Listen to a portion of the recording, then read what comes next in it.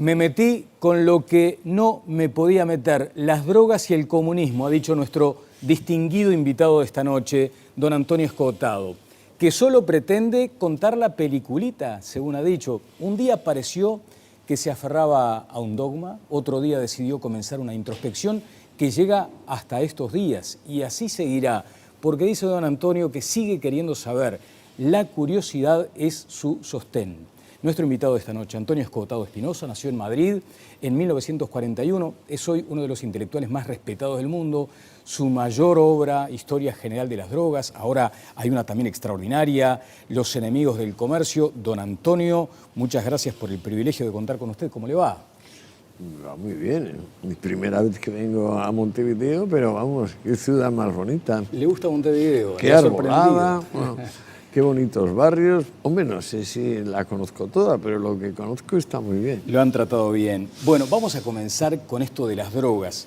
Legalizarlas no, normalizarlas sí. No, el experimento fue prohibir. Yo, por ejemplo, cuando me puse a hacer Historia General de las Drogas, que hace ya mucho tiempo, estuve 10, 15 años trabajando el asunto incompartidamente, estaba convencido de que siempre había sido un problema. Y para mi estupor, después de estudiar la legislación egipcia, mesopotámica, griega, romana, se fue hasta me Hammurabi, encontré ¿no? con que no había sido nunca ningún problema. O sea, que el problema con las drogas empezó realmente a principios del siglo XX. O sea, que en realidad cumple ahora 103 años. ¿Y justo 103. Claro. ¿Y por qué considero que esta salida que encontró Uruguay es una ridiculez? Bueno, es que no estoy muy enterado. Me han dicho que por una parte en la farmacia venden una marihuana que tiene una cantidad tan baja del principio activo que es una estimulación directa al mercado negro. Es decir, ¿por qué se va a tomar? Es como si, por ejemplo, usted se pone a vender cerveza que en vez de tener 3 o 4 grados, que es lo habitual, tiene medio. Pues va a tener bastante poco público y va a haber gente que busque cerveza con la gradación normal de la cerveza. Ahora calcule que las marihuanas medias vienen a tener no el 6% que tienen aquí, sino el 18-17%. Fíjese qué proporción. Y luego me hablan de que hay clubs de consumidores, pero tampoco me he logrado enterar bien de qué significa eso.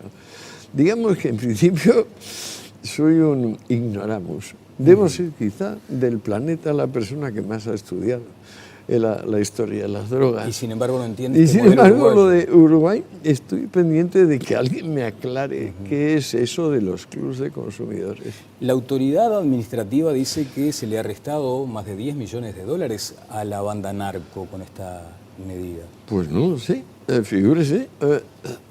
Usted que me lo dice, ¿eh? ¿Pero no le parece entonces interesante? ¿Le parece ridículo, como lo manifestó, por ejemplo, en No, una entrevista? la verdad es que en principio no creo que tenga sentido. Por eso empecé diciéndole que yo estaba convencido de que la humanidad siempre había tenido una relación delicada, o poco delicada, con las sustancias psicoactivas. Me di cuenta que no, que solo en 1914 se aprobó la primera ley, que fue la ley seca, y también la ley Harrison, que controlaba cocaína y opio. Y a partir de ese pequeño núcleo hemos pasado. Lo que quiero decir es que el experimento ha sido prohibir. Lo que podemos hacer es o seguir manteniendo la prohibición o derogar la prohibición.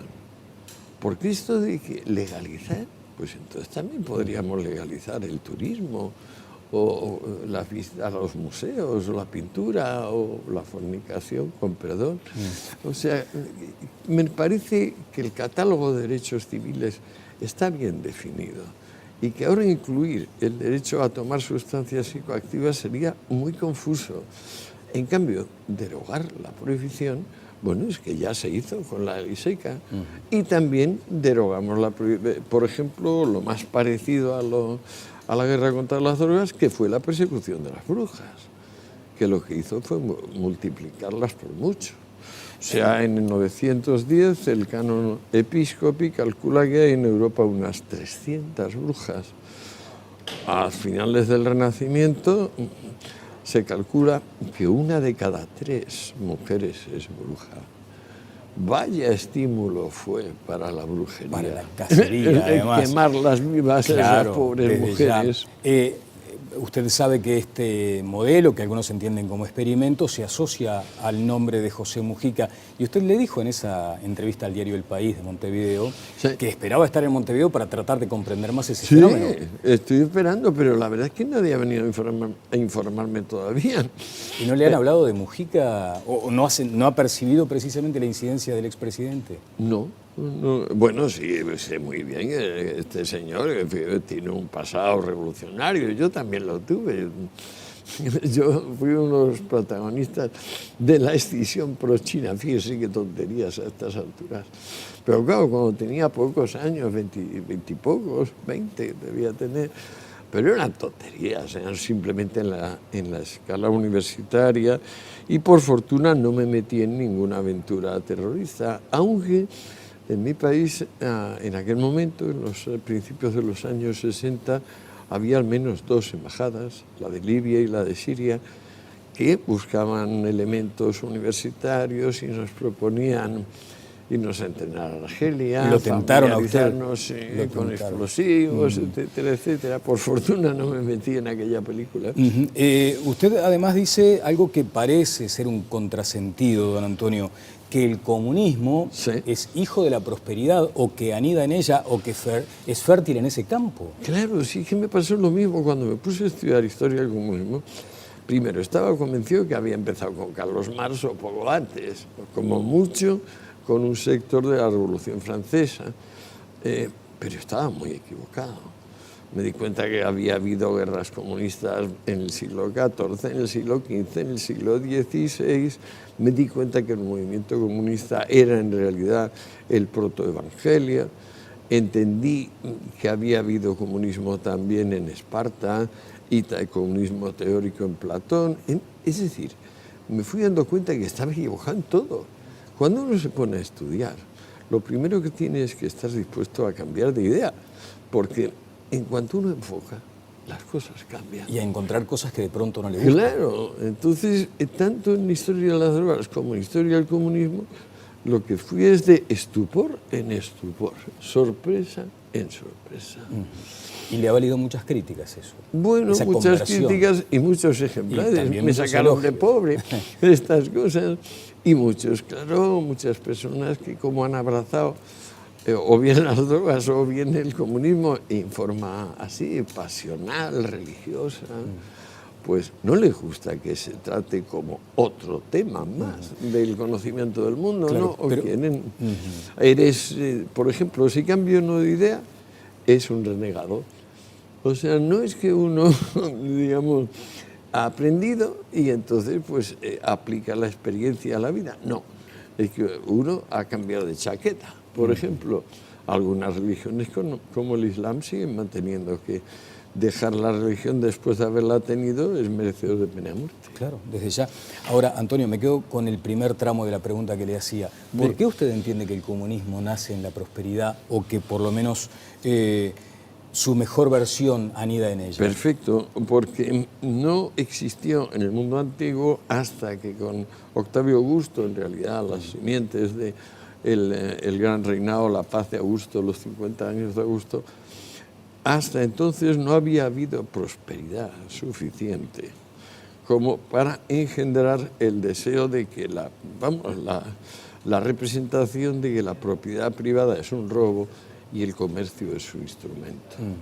Yo utilicé esto como, digamos, hilo metodológico. Y a lo largo del libro lo único que voy es documentando quién dijo que la propiedad es un robo y el comercio es su instrumento. Y tan pronto como uno se pone ahí y se detiene, yo me detuve 20 años y yo trabajo al mínimo 12 horas diarias y no me tomo vacaciones, ni sábados ni domingos. No entiendo el concepto de vacación. Para mí vacación es estudiar, porque es lo que me gusta. Entonces fui descubriendo con estupor que justo en las épocas donde hay brotes de prosperidad es cuando se producen brotes comunistas. O sea, no es una cosa que sea teórica, es meramente empírica. Y como mi libro tiene unas 3.000 páginas, pues no lo puedo resumir aquí. No, desde ya. De buenas a primeras. Si me permite, don Antonio, voy a apelar a un liberal converso también, Mario Vargas Llosa. Voy a leer lo que ha dicho, que la tolerancia es difícil entre latinos por dogmas y tradiciones intransigentes fuertes, y que la tolerancia debería ser la virtud más apreciada entre los liberales. Usted a esto agrega que uno de los mayores logros de la humanidad ha sido la tolerancia.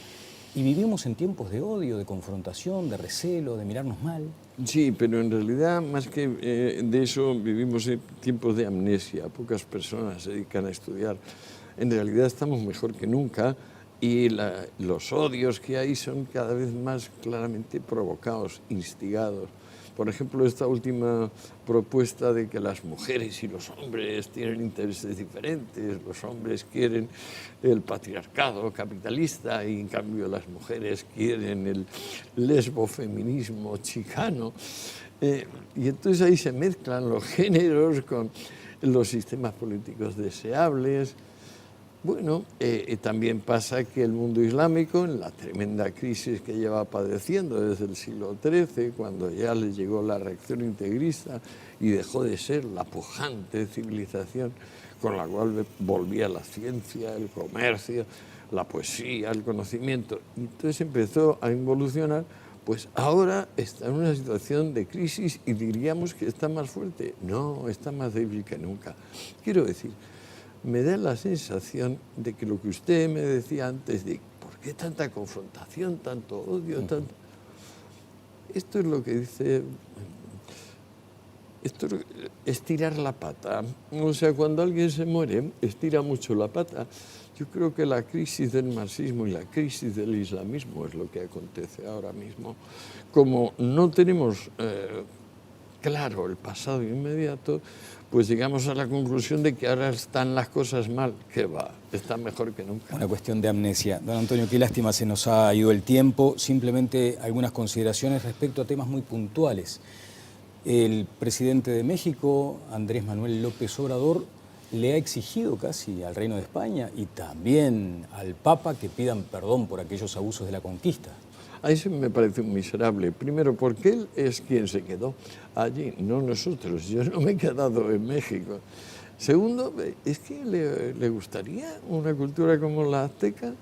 Deberíamos recordar al señor Obrador que tenían 18 fiestas de guardar cada año con sacrificios humanos. Debemos recordar al señor Obrador que Tlaloc, el dios de la lluvia, había que inmolarles criaturas con menos de un año de edad, y que los inmensos osarios que descubren cada día los arqueólogos demuestran que los aztecas no solo sacrificaban una mediana de 50.000 personas al año, sino que se los comían, porque entre otras cosas eran tan barbáricos que no habían descubierto la rueda. No tenían ganado de los que, digamos, en Europa o en otras partes del planeta existe. Bovino, ovino, caballar. La sociedad más monstruosa que los tiempos recuerdan, con mucha diferencia, mucho peor que la espartana, es la azteca. Eso al señor López Obrador o no lo sabe o lo quiere ocultar. Me parece una miseria y una maldad. Ha sido muy amable, don Antonio. Lo espero, ojalá pronto por aquí. Nos quedó hablar de esto de las tecnologías, de la ciencia que nos mejora la vida, que nos alarga la vida, de la internet, que usted ha dicho, la felicidad universal, el goce sublime, ¿eh? Sí. Y apela mucho a las redes, además. Sí, no, a mí me parece maravilloso. Fíjese, todo el conocimiento gratis, paquetes audiovisuales de ese calibre, todo gratis. Usted, todos llevamos en el bolsillo, yo no tengo móvil, pero sí estoy continuamente con mi ordenador. Ahí está el saber absoluto. Llegará un momento en que las personas lo usen para saber. Y entonces el ser humano será todo lo divino que en potencia es. Antonio Escotado, muy amable. Muchas gracias.